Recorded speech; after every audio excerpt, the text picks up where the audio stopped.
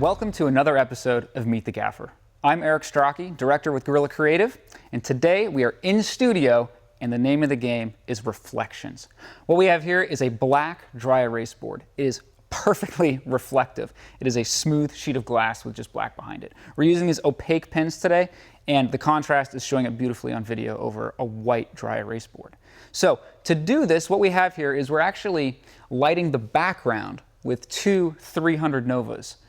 To get the richness of the color that we want, this purple, which is on brand with our client, we're actually having to make sure that we're not spilling any other ambient light back on the cyc. So what we're using is a 600X, aperture 600X, and a lantern with a skirt around it. And it is really just directing this light, boom, right here, and it's serving double duty, lighting key for subject and also illuminating these paint pens on the board. Coming into this shoot today, we had actually pre-rendered this look and shown our client what that was going to look like. Now, to bring that to reality, in discussion with Luke, these 300 Novas were actually perfect to light our background. Being able to quickly modify these lights wirelessly on the fly, we were able to dial in multiple different looks on this. We actually played with more lights on the background and less. We even played with what does a Fresnel look like right behind it. And we decided that, you know what, it was going to be actually too bright bleeding out from the side. And we just had the 300 Novas, and you know what? The light bloom from center to edge and the natural fall off is actually working really well. So without knowing exactly how this was going to turn out in reality, we actually got really close to our pre-visualization rendering, which is a huge success. With that, you know, we have our cameras pointed directly at this glass. So we'd be very mindful about what we had back by camera. And that is why the light coming down from right here with the lantern and the skirt really only directing light right here was so important. We've eliminated all light sources over by camera. We have a bunch of floppies up to make sure that the light does not go over there, and we have zero reflections in this, in the actual image. Once we had the background dialed, the key light in position, we ended up bringing a soft light on the floor, which is a Kino that we were able to bring in for the fill to really just help pop the eyes and this fill side. Now, with this first setup, we knocked out about, 6 to 8 small training videos. Then the following quarter, we set it all up again. But something changed. Now we had 2 people. And with 2 people, the lantern approach didn't work as well. With 2 people, one asking questions and the other sort of explaining what's going on the board, they're looking at each other more than they're looking at camera. So the top light becomes a little too toppy. And because it's not coming from the side so much anymore, now it's in between to get both equally. And then it's also illuminating the board on top too much.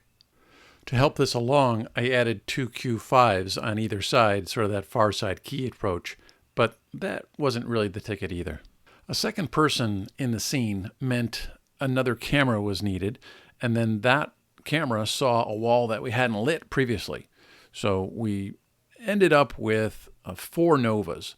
1 for each left and right wall, and then 2 for the back wall. You can also see that we've got like 4 Kinos working. So 2 Freestyle 31s from sort of the same vantage point as the Q5s, and then 2 Freestyle 41s that are on the stands that are covered with the Duve. This all worked for this go-round, but the next time we did it, I wasn't available. So Alan Steinheimer came in, and he changed things up a little bit by just front lighting with a 120 sky panel and then skirting that off. When I was available to do the next job, I stayed with Alan's approach and used an Nanlux 650 to come from the front and then skirted that. And we changed up where the Kinos were. So now the Kinos were left, right, and center backs. And then we bottomed the left and right ones with double nets for the near side folks.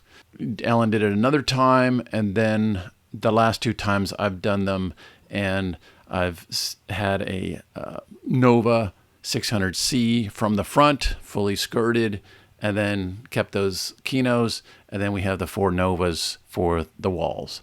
And that has worked well. Now we have the color where we like it. Alan and I would kind of swap back notes about how we were doing things in blackout so that we could keep the look consistent. My goal here is to share how we iterated over time and continue to work on the look and the rigging in order to get the best look for the scene.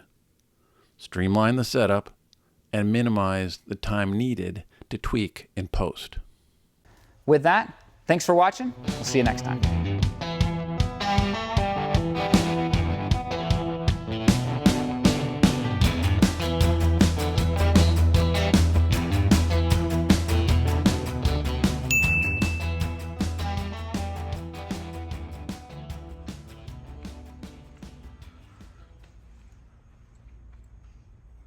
Okay. Sorry. It's a photo shoot for me.